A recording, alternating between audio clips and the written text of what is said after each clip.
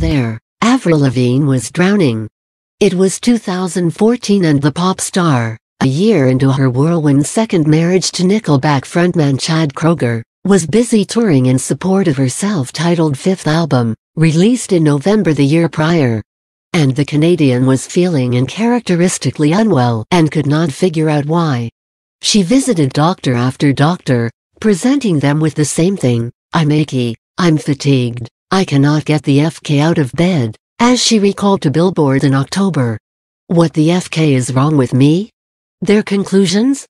Dehydration and exhaustion. But when the tour ended, taking the apparent root cause for her diagnoses with it, things only got worse. By October, during a trip to Las Vegas with girlfriends to celebrate her 30th birthday, she was almost entirely unable to participate in the simplest of activities. "I could barely eat, and when we went to the pool, I had to leave and go lie in bed," she told People in 2015. "My friends asked, 'What's wrong?' I didn't know." But when one friend's intuition brought her to Real Housewives of Beverly Hills star Yolanda Hadid, who knew a thing or two about battling a mystery illness and, in turn, gave Lavigne the number of a specialist, the pop-punker finally got the answers she'd been longing for. She was suffering from a severe case of Lyme disease. "It was a relief," she told The Guardian in January. "I was like, okay, now I can at least start treating something." And then, as she told Billboard, "I was in bed for f***ing 2 years. At first, she suffered in silence at her home in Ontario, not letting the world in on what had befallen her. She was put on multiple antibiotics and antimalarials, prescribed by doctors to combat a disease that doesn't yet have a standard protocol for treatment. It's a bug spirochete, so you take these antibiotics, and they start killing it," Lavigne explained to Billboard. "But it's a smart bug, it morphs into a cystic form, so you have to take other antibiotics at the same time. It went undiagnosed for so long that I was kind of FKED." Her mom moved and helped take care of her, filling in for Kroeger, who could only be of assistance sporadically during breaks in his tour. "I felt like I couldn't breathe, I couldn't talk and I couldn't move. I thought I was dying," she told People. "There were definitely times I couldn't shower for a full week because I could barely stand. It felt like having all your life sucked out of you." With her fans growing worried by her absence from the spotlight, she took to social media in December to explain why she hadn't been seen in weeks. Interacting with fan site @AvrilMusicArt on Twitter, she wrote in direct message, "I feel bad because I haven't been able to say anything to the fans to let them know why I have been absent. I'm torn as I'm quite private. I'm not feeling well. I'm having some health issues. So please keep me in your prayers." The private message soon became public and went viral. The hashtag #PrayForAvril soon began to spread. "The get well messages and videos they sent touched me so deeply," she told People. And yet, she still wasn't ready to let them in on what, exactly, was going on.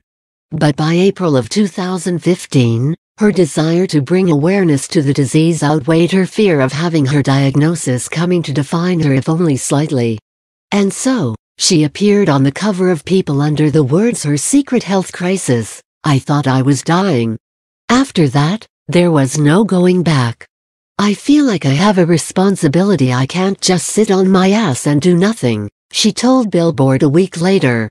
"I need to talk about Lyme disease, because it's real, it's out there, it was a simple bug bite and it could happen to anybody. People need to know about it, because it's not talked about that much and a lot of the information that's out there is inaccurate." And yet, she was still attempting to downplay how bad things still were for her. In the People story, she claimed to be 80% better. Speaking with Billboard, she was quick to highlight the good that has come out of it, namely, the opportunity for downtime for the first time in her 15-year career. And her social media remained cheerful as ever. "I put on a brave face because I didn't want it to be a part of my identity," she told Billboard last year. "So the second I was up, I would take a picture and post it on Instagram and act like my life was f***ing great. When she went on Good Morning America 2 months later, however, it was abundantly clear that things weren't f***ing great. Ostensibly there to promote her new single Fly, tied to the 2015 Special Olympics World Games, conversation naturally turned to the big revelation Lavigne had made just months earlier. And that's when the singer, known for her punkish, unflappable attitude, absolutely lost it, breaking down in tears while describing her path towards diagnosis. "I was like, I'm going to be brave and tell the world what's going on. And I did it because I was releasing a song for the Special Olympics and I wanted it to do well, so I got forced to sit on camera and talk about it on GMA," she told Billboard. "I wasn't ready, and I shouldn't have done it. I was a mess." Elsewhere in the profile, the author noted that Lavigne was annoyed that I didn't understand how misleadingly edited the GMA interview was, though she was not directly quoted as saying such.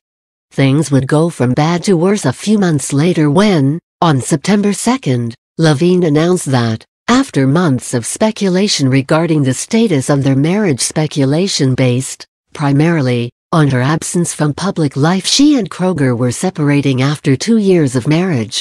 "It is with a heavy heart that Chad and I announce our separation today," she wrote alongside a pic from their wedding day. "Through not only the marriage, but the music as well, we've created many unforgettable moments. We are still and forever will be the best of friends, and will always care deeply for each other. To all our family, friends and fans, thank you sincerely for the support." While Lavigne has largely kept quiet on what went wrong in the relationship ever since, always keeping talk of Kroger remarkably positive, if she talks at all, while defending him when tired Nickelback jokes arise, a source told E! News at the time that the split was a long time coming. "Honestly, she's doing okay," the insider told us. "This has been in the works for a while." As the source explained, the couple, who met when her then-manager Larry Rudolph suggested they collaborate professionally. He's had a ton of hit songs. He plays guitar. "This could be great," she recalled to Billboard. "A month later, I had a 14-carat ring on my finger. Didn't see eye to eye on a lot of things at the end of the day. They originally got together to make an album, and that's where the spark between them originated," the insider continued. "But it just slowly died out. However okay she was and however slowly the spark disappeared, it still couldn't have felt great. What divorce does? Yet, Lavigne has magnificently found a way to keep both of her splits. She was married to Sum 41 lead singer Derek Whibley from 2006 to 2010, not simply amicable, but downright friendly. When she was finally ready to get back into the studio and record music for her long-awaited 6th studio album Head Over Water, out today, it was in Kroger's studio where she sang her first note in years. He eventually worked on several tracks from the album, including the inspiring, spiritual title track, a track that came to Lavigne on one of the worst nights of her life. As she tells it, she was laying in bed with her mother and barely able to breathe. Fearing that it might be the end for her, the woman whose family raised her devoutly Christian began to pray. "I had accepted that I was dying," she told Billboard. "And I felt in that moment like I was underwater and drowning, and I was trying to come up to gasp for air. And literally under my breath, I was like, God, help me keep my head above the water." And that's when she grabbed her phone, opened her notes app, and began to document the beginnings of what would be her comeback single.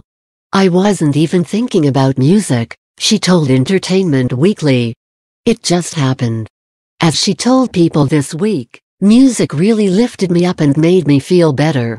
I was able to take a hard time in my life and make the best out of a circumstance that I was going through. At first I didn't know I was making an album. I just naturally turned to songwriting in a time of healing." While Lavigne was working on the album and managing her Lyme disease, it's up and down. "I'm doing my best to maintain a healthy lifestyle, eating healthy, sleeping well, and working out. I definitely have to pace myself. But at the same time, I have my life back now. I'm able to make music and make videos," She told EW of her recovery efforts. A wild conspiracy theory was running rampant on the internet, resurfacing thanks to her time out of the spotlight. The gist of the bizarre claim, which began on a Brazilian fan site, in as much as you can call a blog entitled Avril está morta or Avril is dead, a fan site, asserts that after the death of her grandfather in 2003, Lavigne took her own life, unable to cope with the loss coupled with the mounting pressures of following up her wildly successful debut album Let Go. As the outlandish story goes, her record label then replaced her with a doppelganger named Melissa Vandela, who had supposedly been hired to help confuse the paparazzi that were constantly following Lavigne. Adding fuel to this wildfire is the existence of a photo of Lavigne with the name Melissa written in Sharpie on her hand during the photo shoot. Over the years, theorists have supported the bonkers story with perceived inconsistencies in the appearance of Lavigne's skin, jawline, and eye corners, as well as her approach to fashion and her handwriting. You know, all normal things that tend to happen to a woman as she progresses through her 20s. For years, Lavigne had never denied or even addressed the rumors, only fanning the flames. But during a November interview with Australia's Kiss 1065, where she was asked if she'd laughed at the strange story, she finally broke her silence. "Yeah, some people think that I'm not the real me, which is so weird," she said. "Like, why would they even think that?" Speaking with EW this week, she elaborated on the subject when asked if it had affected her personally. "More like that it's just a dumb internet rumor and I'm flabbergasted that people bought into it," she told the magazine.